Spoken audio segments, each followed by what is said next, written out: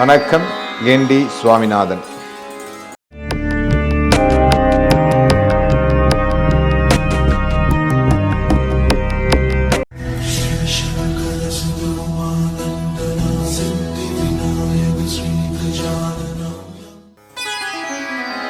இன்றைக்கு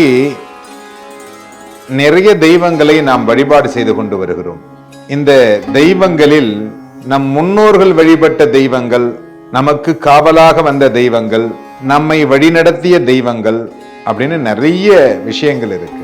இப்ப பாத்தீங்கன்னா பிரத்திங்கிரா அப்படிங்கிற ஒரு தெய்வம், இது எங்கிருந்து வந்தது, எப்படி வணங்க வேண்டும், இது எந்த மாதிரியான கடவுள்? இந்த பிரத்திங்கிரா அப்படிங்கிறது ஒரு உக்கிரமான காளி சொரூபமாக இருக்கக்கூடிய ஒரு அம்பாள். இரண்யகசிபு என்ன செய்கிறான் என்றால், நான் தான் கடவுள் என்று சொல்லிக்கொண்டு வாழ்ந்து வருகிறான். தேவர்களையும் அனைத்து தெய்வங்களையும் வதைத்து வருகிறான்.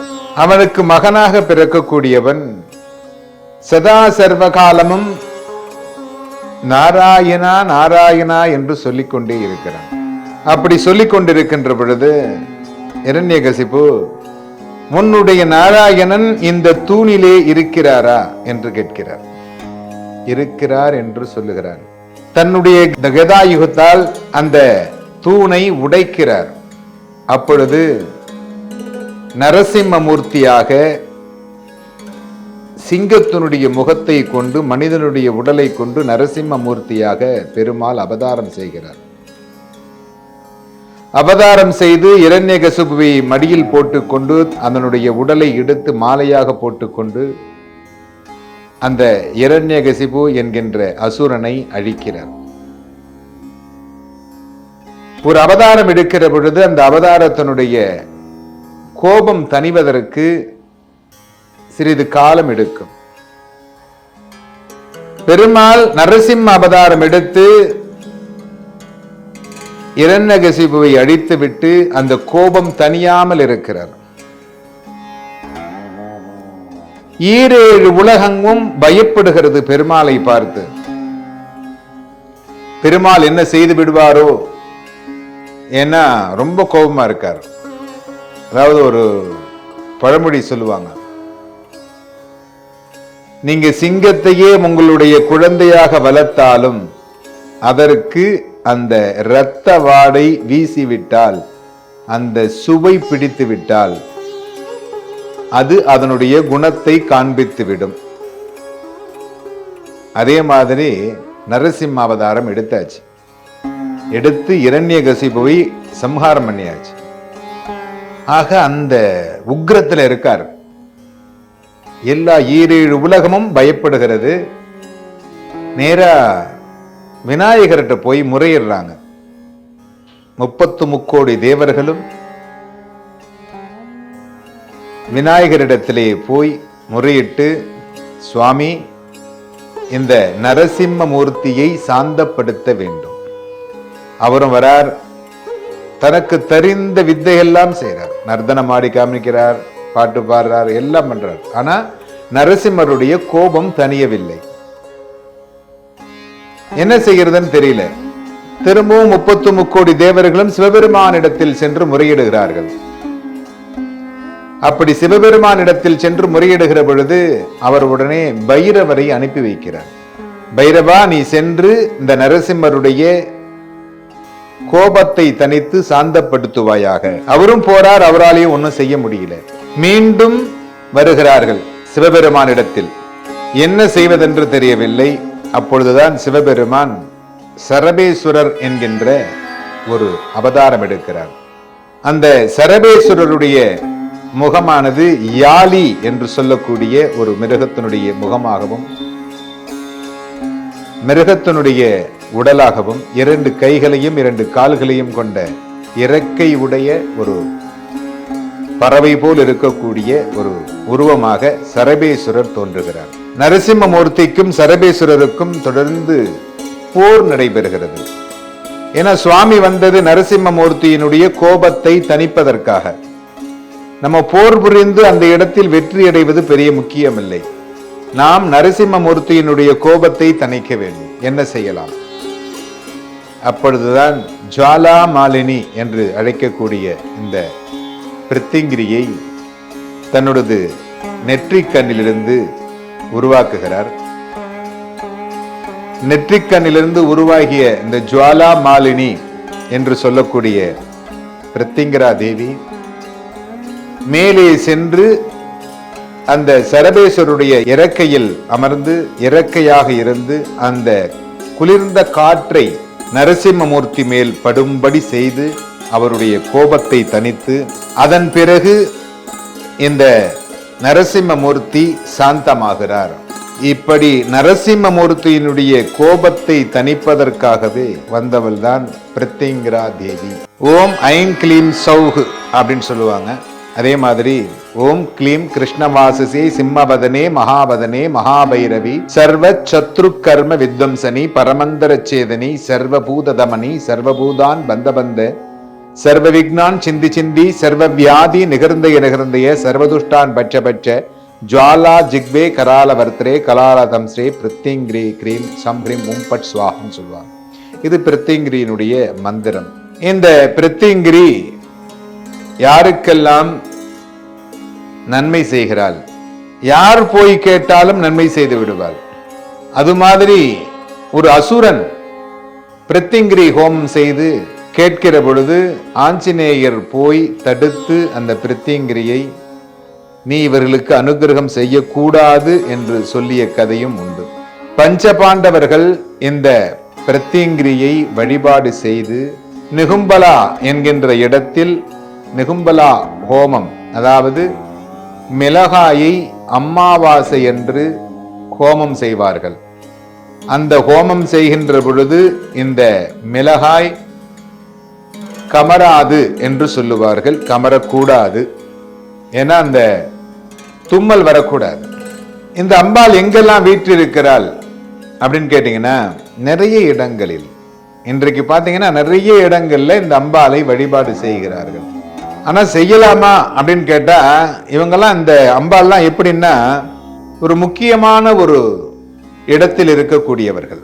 சாமபேத தான தண்டம் அப்படின்னு சொல்ற மாதிரி முதல்ல நம்ம அன்பால் எல்லாவற்றையும் வெற்றியடைய முயற்சிக்க வேண்டும். அன்பே சிவம் என்பது போல் அன்பாக நாம் வெற்றியடைய முயற்சிக்க வேண்டும். சர்வபூத தமனி அப்படின்னு சொல்றாங்க. எல்லாவற்றிற்கும் ஒரு முக்கியமான காரணமாக இருக்கக்கூடியவள் இந்த பிரித்திங்கரா தேவி. சர்வ சத்ரு, எதிரிகளை அழிக்கக்கூடியவளாக இருக்கக்கூடியவள். சிலர் மாந்திரீகம் என்று சொல்லக்கூடிய ஆபிசார தோஷம், இந்த ஆபிசார தோஷம் இருக்கக்கூடியவர்கள் இந்த நிகும்பலா யாகத்திற்கு சென்று, இது எங்க நடக்குது அப்படின்னா ஐயாவாடி அப்படிங்கிற ஊர்ல தான் நடக்குது. அந்த கோவிலுக்கு எதிரிலே மறியல் கிரவுண்ட் இருக்கும். இதுதான் அந்த வாசனையோடு தான் அவள் வாழ்ந்து கொண்டிருப்பாள். நீங்க சாதாரணமா ஒரு சிவன் கோயில்ல ஒரு பிரித்திங்கிரியை வச்சு வழிபாடு செய்யலாமா அப்படின்னு கேட்டீங்கன்னா அதற்கு ஆகமத்தில் இடம் இருக்கா என்றால் கண்டிப்பாக இல்லை. வேத சுரூபிணியாக இருக்கக்கூடியவள் சிவபெருமானுடைய நெற்றியிலிருந்து அக்னி ஜுவாலையாக தோன்றி ஜுவாலாதேவியாக இருக்கக்கூடியவள். இவளுடைய இங்க சோழிங்கநல்லூரிலே, சென்னையில் இருக்கக்கூடிய சோழிங்கநல்லூரிலே இருக்கக்கூடிய இந்த பிரித்திங்கரா ஆலயத்திற்கு எதிரிலும் இந்த மறியல் கிரவுண்ட் என்று சொல்லக்கூடிய மயான பூமி இருக்கிறது. அதற்கு அருகாமையிலே இருக்கக்கூடியவளாக இந்த அம்பாள் இருந்து கொண்டிருக்கிறாள். எல்லா தெய்வங்களுக்கும் ஒரு முன் உதாரணமாக இருக்கக்கூடிய ஒரு அம்பாள். ஏன்னா சத்ரு அப்படின்னு சொன்னா அந்த சத்ருவை அழிக்க வல்லவளாக இருக்கக்கூடியவள். இன்னைக்கு பாத்தீங்கன்னா அஷ்டமி திதியில் இந்த பிரித்திங்கராவை வழிபாடு செய்கிறார்கள். ஆனால் அம்மாவாசை என்று இந்த பிரித்திங்கரா தேவியை ஐயாவாடி என்கின்ற கும்பகோணத்திற்கு அருகாமையில் இருக்கக்கூடிய ஐயாவாடி என்கின்ற ஆலயத்திலே இந்த பிரித்திங்கரா தேவி அவதரித்து பல நூறு ஆண்டுகளாக அருள்பாலித்து வருகிறாள். சகல வியாதிகளையும் தீர்த்து வைக்கக்கூடிய சுரூபினியாக அங்கே அமர்ந்திருக்கிறாள். இனிமேல் என்னால் வாழ்க்கையில் வெற்றியடைய முடியாது, நான் தோர்த்து விடுவேன் என்கின்ற நிர்பந்தத்தில் இருக்கக்கூடியவர்கள் வெற்றி இலக்காக இருக்கக்கூடியவர்கள் கண்டிப்பாக இந்த ஆலயத்திற்கு செல்லுங்கள். இந்த ஆலயத்திலே இருக்கக்கூடிய பிரித்திங்கரா தேவியை வழிபாடு செய்யுங்கள். இந்த நிகும்பலா யாகத்தில் கலந்து கொண்டு, இந்த நிகும்பலா யாகம் என்பது வீட்டில் செய்வது அல்ல. நிறைய பேர் வீட்டில் பண்ணலாம் அப்படின்றாங்க. கண்டிப்பாக இந்த நிகும்பலா யாகம் வீட்டில் செய்யக்கூடிய யாகம் இல்லை. ஏன்னா இது உங்களுடைய குலதெய்வத்திற்கு புறம்பானதாக இருக்கும். உங்களுடைய குலதெய்வம் ஒரு சாந்த சொரூபினியாக இருக்க வேண்டும் என்றால், இது உதாரணத்திற்கு இன்னும் ஒரு ஊடல் கதையும் உங்களுக்கு தெரிவிக்கிறேன். ஏன் அப்படின்னா, ஆதிசங்கரர் காஞ்சிபுரத்திற்கு வருகிறார். அப்பொழுது வருகின்ற பொழுது அந்த காஞ்சியில் இருக்கக்கூடிய காமாட்சி இரத்தத்தினால் அபிஷேகம் செய்யப்பட்டு கோர ரூபத்தில் காளியாக அவதாரம் எடுத்து அந்த காளியினுடைய கோபத்தோடு அமர்ந்திருக்கிறார். எங்கும் மழை இல்லை. ஏன்னா எப்பொழுதுமே ஒன்று தெரிஞ்சுங்க, உங்களுடைய அன்னை, உங்களை பெற்றெடுத்த அன்னை கோபமாக இருக்கிற பொழுது நீங்கள் அவளிடத்தில் சென்று அவளை சாந்தப்படுத்துவதற்குத்தான் பார்க்க வேண்டுமே தவிர அவரிடத்தில் எதுவும் பெற்றுக்கொள்ள முடியாது. அப்படி இருக்கின்ற பொழுது கோபமாக இருக்கின்ற ஒரு பெண்மணியை எப்பொழுதும் கோபப்படுத்தி கொண்டே இருந்தீர்களே ஆனால் கண்டிப்பாக உங்களுக்கு கஷ்டத்தை தான் கொடுப்பாள். அவளை சாந்தப்படுத்தி பார்க்க வேண்டும். சிரித்து கொண்டே இருக்கின்ற குழந்தை எதை கேட்டாலும் கொடுக்கும். அதுபோல்தான் இந்த காஞ்சிபுரத்தில் இருக்கக்கூடிய காமாட்சியை ஆதிசங்கரர் எல்லாருடைய எதிர்ப்பையும் மீறி அம்பாளுக்கு முன்பாக ஸ்ரீசக்கரத்தை பிரதிஷ்டை செய்து அம்பாளை சாந்தப்படுத்தி குழந்தையாக்கி தன்னுடைய மடியிலே உட்கார வைத்தார். அந்த அழகை அவர் கண்டுகொண்டே இருந்தார். அதாவது அவர் முதலிலே ஆரம்பித்த பீடம் அப்படிங்கிறது மூகாம்பிகை. அங்க மூகாம்பிகையிலே மட்டும் அவர் எந்த விதமான ஆச்சாரியாரியம் நியமிக்கவில்லை. ஏன்னா அவர் திரும்பி வர்றேன்னு சொல்லிட்டு வந்துட்டார். நான் மூகாம்பிகைக்கு திரும்பி வருகிறேன் என்று சொல்லிவிட்டு வந்தார். ஆனால் இந்த காஞ்சிபுரத்தில் இருக்கக்கூடிய காமாட்சியை தரிசனம் செய்து அம்பாள் நேரடியாக காட்சி கொடுத்த பிறகு இந்த அம்பாளுடைய முகத்தை மறக்க முடியாமல் அம்பாளுடைய அனுகிரகத்தை பார்த்து கொண்டே இருக்க வேண்டும் என்கின்ற ஆசையில் இங்கேயே தங்கிவிட்டார். இங்கேயே அவருடைய இறுதி நாட்களும் முடிந்தது. அதுபோல் நாம் அம்பாளை எப்பொழுதும் சாந்த சொரூபினியாக, அன்னையாக, ஏன்னா லலிதா சகஸ்ரநாமத்தில் முதல் எழுத்தில் ஆரம்பிக்கக்கூடிய வார்த்தை ஓம் ஸ்ரீ மாதாவே நமஹா.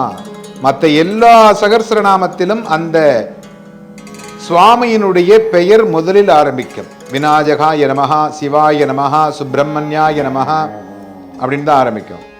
ஆனால் லலிதா சகஸ்ரநாமத்தில் மட்டும் அம்பாள் கோபத்திலிருந்து விடுபட வேண்டும் என்பதற்காக வாக்தேவி தன்னுடைய முதல் வார்த்தையே அம்மா என்று அழைக்கிறாள். வாக்தேவி தான் லலிதா சகஸ்ரநாமத்தை படிக்கிறாள். அவள் எடுத்த உடனே ஸ்ரீ மாதாவே நமஹா, என்னுடைய அன்னையே.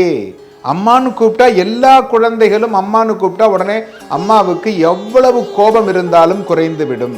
அப்படிப்பட்ட அன்னையாக விளங்கக்கூடியவளாக காஞ்சிபுரத்தில் இருக்கக்கூடிய காமாட்சியும் இந்த பிரித்திங்கரா தேவியும் உங்களுக்கு அனுகிரகம் செய்ய வேண்டும்.